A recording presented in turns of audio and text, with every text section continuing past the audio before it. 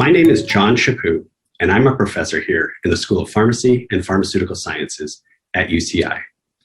As part of our homecoming activities, I was asked to say a few words about the COVID research that is ongoing in my laboratory.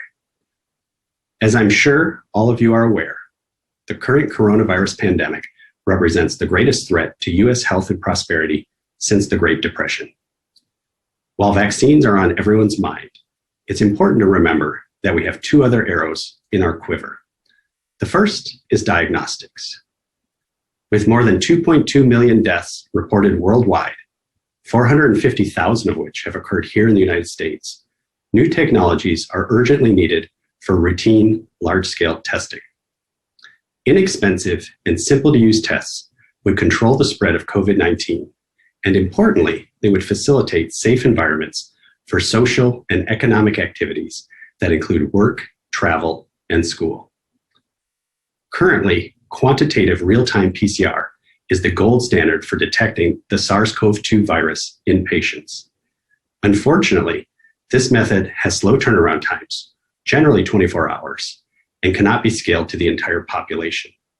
Consequently, what we need most are simple tests that any person can use at any time to make an informed decision. I refer to these tests as point-of-need diagnostics, as they would be performed in the comfort of your own home when you need them, as opposed to, say, point-of-care diagnostics, which are performed in a doctor's office. With this goal in mind, my lab has developed a highly sensitive COVID-19 test that can give a result in less than 1 hour. We believe that this test and others like it are a major breakthrough in COVID-19 testing. Our idea is to make this test broadly available so that healthcare decisions can be made almost instantaneously by the patient.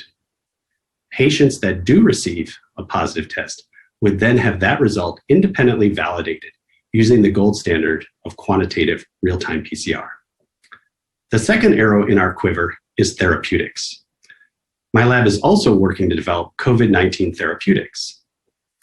We are discovering synthetic antibodies that would block the virus from interacting with the host cell receptor. Although this work is still very much at the early stages of development, we have already discovered affinity reagents that can compete with the best human monoclonal antibodies. While drug discovery is a slow process, the pipeline that we are creating will ultimately allow us to respond much more quickly to future public health threats and help prevent local epidemics from becoming global pandemics. I appreciate you taking the time to listen to this research overview, and I hope that you and your families remain safe. Anyone interested in learning more about my research is welcome to contact me directly. My information can be found on the website for the School of Pharmacy and Pharmaceutical Sciences at UCI. Thank you and goodbye. My name is Youngji Kwon, Professor of Pharmaceutical Sciences, School of Pharmacy and Pharmaceutical Sciences at UCI. Efficient vaccination requires successful and efficient completions of vaccine preparation, giving it to a patient, usually via intramuscular injection, moving of antigenic materials in the body to where immune cells reside while avoiding sequestration.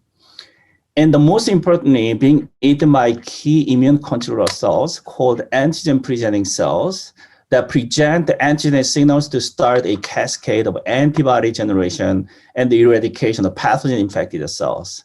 For nucleic acid-based and viral vector-based COVID-19 vaccines developed by Pfizer, Moderna, and AstraZeneca require the expression of the encoded SARS-CoV-2 viral proteins before the move and eat and present steps. Current COVID-19 vaccines have limited storage and distribution. The majority of the vaccine materials are not going to be utilized for vaccination, but wasted during the processes mentioned earlier.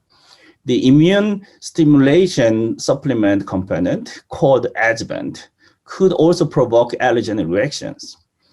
And the immune system might remain at an activated stage only for a limited period of time or often rapidly tamed when effector cells get exhausted in the body. To address these challenges, we have developed a novel technology that creates about 100 hundreds to thousands of small vesicles from each optimally programmed immune controller cell for immune activation against SARS-CoV-2 virus, preparing avatars, drones, or satellites, as we call them exchangeably. The resulting vesicles bypass the move step in vaccination and are already fully equipped for immune activation like their parent cells for the best eat and present step. Unlike the live immune control cells, the vesicle vaccine does not raise the concerns about administering live cells, but still performs like live cells. That's why we call them cell-free cellular vaccine. In addition, the vesicle vaccines can be further tuned to target a specific viral proteins, such as mutant spike proteins, and they can be completely personalized or universally applicable, depending on using an autologous or allogeneic cell source. We originally came up with this technology for cancer vaccination, and the very clear and exciting evidence of efficient protection of animals from tumors was demonstrated. In response to the unprecedented pandemic situation, we revamped the technology to make it a new class of COVID-19 vaccine. We successfully prepared the first version of the vesicle COVID-19 vaccine by genetically engineering immune controller cells, followed by converting the cells to micro-scale vesicles. A group of animals have been vaccinated with both prime and booster shots of the vaccine, and the subsequent serology studies in a few weeks will confirm and quantify the generation of SARS-CoV-2 neutralizing antibodies.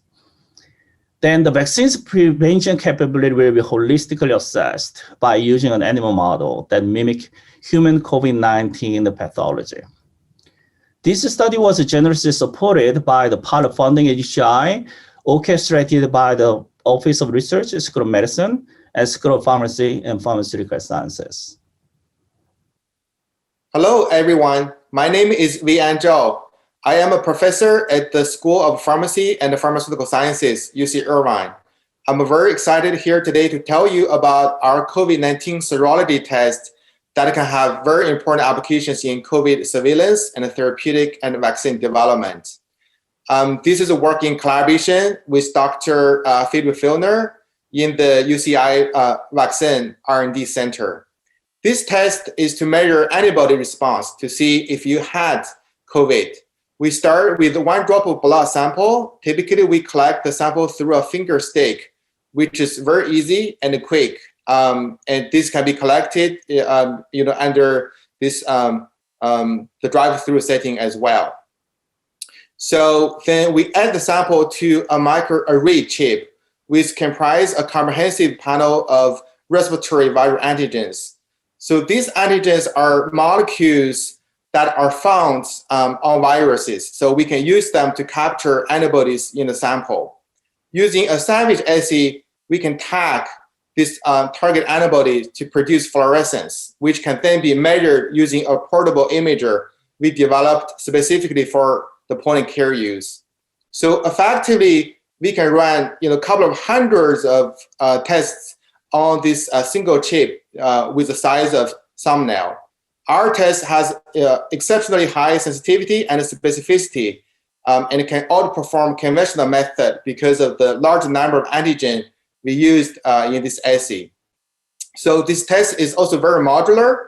As the virus continue to evolve, we can easily customize the antigen panel to accommodate new variants.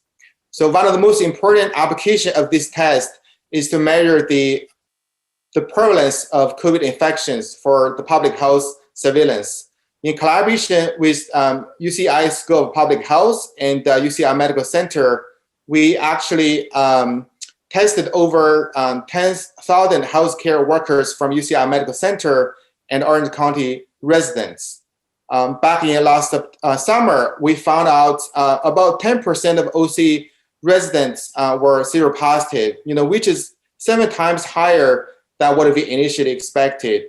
Over the past couple of months, you can see positive cases rise very rapidly. And by December last year, about 40% OC residents, especially in the Santa Ana area, are seropositive. Now, you also notice the exposure levels at UCI Medical Center campus is actually much, much lower than the OC and the Santa Ana area.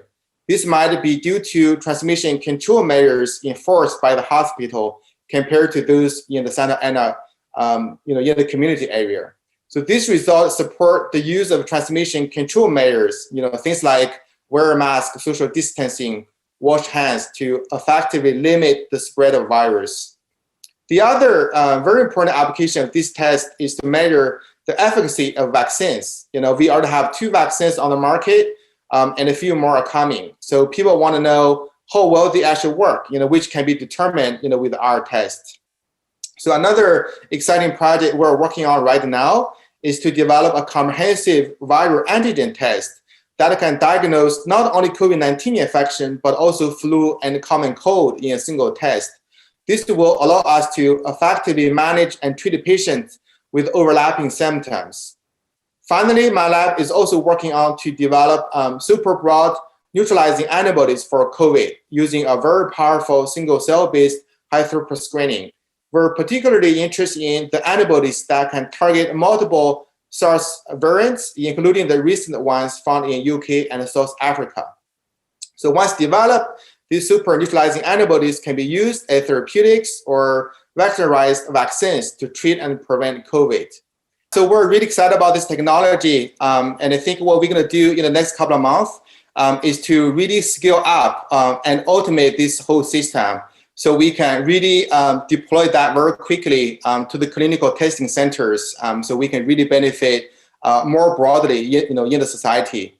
And also we're very actively looking for partnerships with pharmaceutical companies. Like I mentioned, one of the things we're really interested in is to use these tests to measure the efficacy and how long those efficacy can last as well. For this vaccine candidate. So that's something we're really excited about to do in the next couple of months. Thank you so much. And if you have more questions, please feel free to reach out to me.